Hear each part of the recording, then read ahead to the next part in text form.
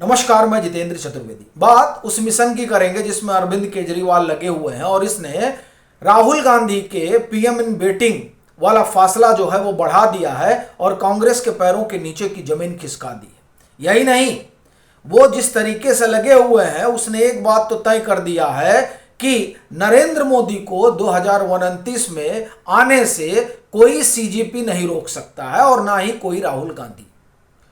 अब बड़ी बात यह है कि अभी तो बात यहां संसद की चल रही है, सत्र के समापन की हो रही है, एफसीआरए की हो रही है, परिसीमन की हो रही है। उसमें 2029 का मिशन कैसे आ गया, तो इसको समझेंगे। साथ ही साथ सीजेपी का क्या रिश्ता है आम आदमी पार्टी के साथ, उसको लेकर अरविंद केजरीवाल ने क्या खुलासा किया है उसको भी जानेंगे। और यह भी समझेंगे कि सीजेपी वाले इस समय दिल्ली में हैं, तो वो 15 अगस्त से कौन से नए मिशन पर जुड़ने जा रहे हैं और किस तरह से उनको दौड़ाया गया और क्यों दौड़ाया गया दिल्ली में। क्या जनता इस कदर नाराज हो गई सीजेपी के नाटक से कि उसने एक तरह से कहा जाए कि इनका खदेड़ा करना शुरू कर दिया। तो क्या है पूरा किस्सा, वो घटनाक्रम, वो भी जानेंगे। लेकिन शुरुआत करते हैं अरविंद केजरीवाल के उस मिशन से जिसने राहुल गांधी की राह बड़ी कठिन कर दी है और जाने अनजाने नरेंद्र मोदी का मार्ग प्रशस्त हो गया है। देखिए, ये पॉडकास्ट इस समय कर रहे हैं कौन? अरविंद केजरीवाल। उस पॉडकास्ट में उनसे एक सवाल पूछा गया। सवाल यह था कि जो आपके पुराने सहयोगी हैं, क्या आप उनके साथ काम करना चाहेंगे? फिर यह था कि कौन हुआ है जिसके साथ आप काम करना चाहते हैं। दोनों ही सवालों का अरविंद केजरीवाल ने जो जवाब दिया वो जवाब बताता है कि केजरीवाल किस दिशा में काम कर रहे हैं। पहले उन्होंने कहा हम सबके साथ काम करना चाहते हैं, यानी जो टीम चली गई है उस पूरी टीम को एक बार वो फिर से अपने पार्टी में वापस लाना चाहते हैं। फिर उन्होंने कहा कि सबसे ज्यादा वो प्रशांत भूषण को मिस कर रहे हैं। इसका मतलब आप समझ रहे हैं, इसका मतलब ये हुआ कि अरविंद केजरीवाल बड़ी योजना पर काम कर रहे हैं। वो योजना थर्ड फ्रंट खड़ा करने की है और ये जो थर्ड फ्रंट है यही राहुल गांधी के लिए सबसे बड़ा संकट है। अभी जो राहुल गांधी पूरा निशाना अमित शाह पे साधे हुए हैं, दरअसल उससे उनको हासिल होने वाला कुछ नहीं है, क्योंकि असल में उनकी लड़ाई अरविंद केजरीवाल से है। और ये इसलिए कह रहा हूं क्योंकि इतिहास गवाह है पिछले 10 सालों का, जहां जहां आम आदमी पार्टी लड़ी है वहां वहां कांग्रेस की लुटिया डूबी है और अब ये तीसरे मोर्चे के तौर पर खड़े होने की कवायद में लगे हुए हैं। इसका एक संकेत तो इन्होंने यह दिया कि हम सबके साथ जुड़ना चाहते हैं। दूसरा सवाल पूछा गया कि भाई ये सीजेपी वालों से आपका क्या नाता है। आपको पता है अरविंद केजरीवाल ने क्या कहा? अरविंद केजरीवाल ने कहा कि भैया हमारा तो जो पार्टी है वो ट्रेनिंग सेंटर है, सब यहां ट्रेनिंग लेते हैं और जाकर शुरू करते हैं। इस बात को बड़े ध्यान से समझिए, ट्रेनिंग सेंटर है, यानी आप ये मानकर चलिए कि अरविंद केजरीवाल उसी ढर्रे पर चल रहे हैं जिस ढर्रे पर आप एक तरह से कहें कि संघ काम करता है। यानी जैसे संघ ने एक वैचारिकी पे काम किया और फिर उनके लोगों ने निकलकर बीजेपी बनाई। बस फर्क इतना है कि यहां पर अरविंद केजरीवाल जो है वो अपने स्वार्थ के लिए सब कुछ कर रहे हैं, संघ समाज के लिए करता है। फर्क इतना ही है कि वो समाज के लिए काम कर रहा है और ये अपने स्वास्थ्य के लिए काम कर रहे हैं, स्वार्थ के लिए, माफ करिएगा। इनका स्वार्थ क्या है? इनका स्वार्थ है लोक कल्याण मार्ग। ये उनकी चाहत कोई आज नई नहीं है, ये उनकी चाहत बड़ी पुरानी है, ठीक है साहब। लेकिन जब शराब घोटाला सामने आ गया था तो इनकी चाहतें सब अंदर चली गई थी, क्योंकि समझ गए थे कि अब कुछ नहीं हो पाएगा, तो इसलिए खामोश हो गए थे। लेकिन एक बार फिर से अब वो हिलोरे मारने लगी है। जब हिलोरे मारने लगी तो शिक्षा को उन्होंने मुद्दा बनाना शुरू किया, या आप एक तरह से क्या मैन्युफैक्चर्ड किया गया है सब। और इसका आप लिंक जोड़िए, ये जो दीपके हैं, ये जो रांका है, ये सौरभ दास है, रत्ना सिंह है, ये सब आम आदमी पार्टी के वॉलंटियर रहे हैं। ये खुद अरविंद केजरीवाल कबूल कर रहे हैं। इन लोगों, ये लोग जो है इसमें से कुछ बाहर गए थे पढ़ने लिखने के लिए, कुछ यहीं पर अरविंद केजरीवाल का काम धाम चला रहे थे। माने पार्टी का काम कर रहे थे। जब अरविंद केजरीवाल सत्ता से बेदखल हो गए और उनको लगा कि साहब 2029 में उनके लिए भी संभावना है, तब उन्होंने इन अपने शागिर्दों को वापस बुलाया और छात्रों के लबादे में इनको उतार दिया। और ये जो ये उतरे हैं, इससे अगर किसी एक का नुकसान होने जा रहा है तो वो कौन है? कांग्रेस। कैसे है साहब? देखिए, कोई भी सरकार होती है ना, तो सरकार से नाराजगी होती है।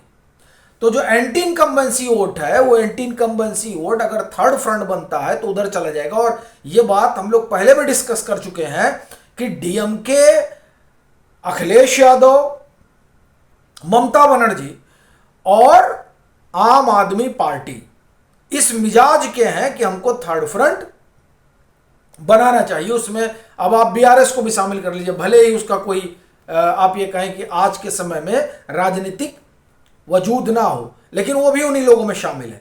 तो ये लोग थर्ड फ्रंट बनाना चाहते हैं, इसके पैरोकार रहे हैं। अरविंद केजरीवाल ने उस दिशा में कदम बढ़ा दिया है। अब जब थर्ड फ्रंट बनेगा, जिसकी पूरी संभावना है, और ये इसलिए कह रहा हूं क्योंकि ये जो सीजेपीए मूवमेंट खड़ा हुआ, इस मूवमेंट के कर्ता धर्ता अरविंद केजरीवाल, इसके फंडर अरविंद केजरीवाल, और इसका फायदा भी लेने वाले अरविंद केजरीवाल ही होंगे, क्योंकि ये जिस शिक्षा की बात कर रहे हैं वो दरअसल शिक्षा इनका प्राइमरी विषय रहा है और उसी को लेकर ये आगे बढ़ना चाहते हैं। इसीलिए झारवाड़ खंड के लफड़े में ये नहीं फंसे कि नहीं, वहां छात्र जो कर रहे हैं करने दो, हमारी राजनीति अलग है। तो ये बड़ा साफ हो गया है कि असल जो संकट है वो राहुल गांधी के लिए है। अरविंद केजरीवाल से लड़ाई ही उनके लिए मुक्ति का रास्ता है राजनीतिक तौर पर। वो अरविंद केजरीवाल को पटखनी दे दें। बीजेपी तो आप एक तरह से कहें कि कहीं है ही नहीं है। इन लोगों के झगड़े में बीजेपी का अपना समर्थक वर्ग है और वो समर्थक वर्ग कभी भी और वोटर अरविंद केजरीवाल के साथ नहीं खड़ा होता है। अरविंद केजरीवाल के साथ खड़ा होने वाला वोटर कांग्रेस का है। इसलिए संकट कांग्रेस के सामने है। अरविंद केजरीवाल की कोशिश यह है कि जो ये मुद्दा उठा रहे हैं, उस मुद्दे के जरिए थोड़ा बहुत वोट जो है वो बीजेपी का भी लिया जाए। लेकिन ये अभी तक का जो पॉलिटिकल हिस्ट्री है 10 सालों की, उसमें ये हुआ नहीं है। तो इसलिए सबसे बड़ा संकट अगर किसी के सामने आ रहा है तो राहुल गांधी के सामने आ रहा है। अरविंद केजरीवाल राहुल गांधी को निगल लेंगे और ये मानकर चलिए कि ये व्यक्ति एक्सीडेंटल पीएम बन सकता है, क्योंकि सारी इच्छा जो कांग्रेस की है वो ये किसी तरह से नरेंद्र मोदी को हटाया जाए। तो मान लीजिए इनकी इच्छा कभी पूरी हो जाए 2-4 महीने के लिए, समझ रहे हैं आप? तो खेल ये है। और ये देखिए, ये काकरोच जो है ये आखिर में दिल्ली पहुंच गए। अब ये 15 अगस्त से शिक्षा पर बात करेंगे, प्राइमरी स्कूलों पर। आप देखिए, ये पूरा खाका ही आम आदमी पार्टी का है और उसी खाके पर ये काम कर रहे हैं। अब ये प्राइमरी स्कूलों के उत्थान के लिए काम करें 80 सालों से प्राइमरी स्कूलों पर कोई ध्यान नहीं दिया गया। ठीक है साहब, मतलब सरकारी स्कूलों पर। अब जो सरकारी स्कूलों को ठीक करने की मुहिम है, ये मनीष सिसोदिया और अरविंद केजरीवाल की है, जो इन्होंने दिल्ली में जो कुछ भी सच्चा झूठा किया और यही सच्चा झूठा पंजाब में चल रहा है। अब उसी के बहाने एक तरह से कहा जाए कि ये मध्यम वर्ग और जो अपर मिडिल क्लास है, मिडिल क्लास है और लोअर मिडिल क्लास है, उसको अपने झांसे में फिर लेना चाहते हैं। एक बार इन्होंने लिया था दिल्ली में, तो अब दिल्ली वाले मानने को तैयार नहीं है, तो इन्होंने अपना भी पार्टी उतार दिया कि चलो हमारी बात नहीं मानोगे, इन सब की तो बात मानोगे और बाद में फिर हमारे ही पास आओगे। तो अब वो लोग इस चीज को टैप करने के लिए निकल चुके हैं और 15 अगस्त से वो अपना काम शुरू करेंगे। अब कह रहे गांव में जाएंगे। वो किसके लिए जा रहे हैं? अरविंद केजरीवाल, राहुल गांधी के लिए नहीं, वो अरविंद केजरीवाल के लिए जा रहे हैं। उन्होंने कहा कि हमारा कोई राजनीतिक महत्वाकांक्षा नहीं है। वो ठीक बात है, राजनीतिक महत्वाकांक्षा का कहां से होगी? आप राजनीतिक काम ही कर रहे हो तो महत्वाकांक्षा कैसे होगी? खैर, ये जो पूरी इनकी योजना है, इस योजना से जो दिल्ली की जनता है वो वाकिफ है। अब वहीं इनके साथ कांड हो गया। ये गए भैया, पहले दिन को जगह मिली नहीं, सोचे पार्क में ही जुट के अपना जो है रायता फैलाया जाए। अब वो क्या हुआ कि जो रेजिडेंट वेलफेयर एसोसिएशन वाले हैं वो लोग दौड़ा लिए इनको कि ये क्या नाटक है भाई, जहां मन करता है वहां के भीड़ इकट्ठा कर लेते और हमारे बाल बच्चे हैं, गलत असर पड़ेगा उनके दिमाग पर। अब किसी के भी दिमाग पर गलत असर पड़ेगा भैया, गालीबाजों के साथ टहलने वाले ये लोग, ठीक है। और बड़ी चीज ये है कि वहीं कहें वहीं जाएंगे जहां इनके आका कहेंगे।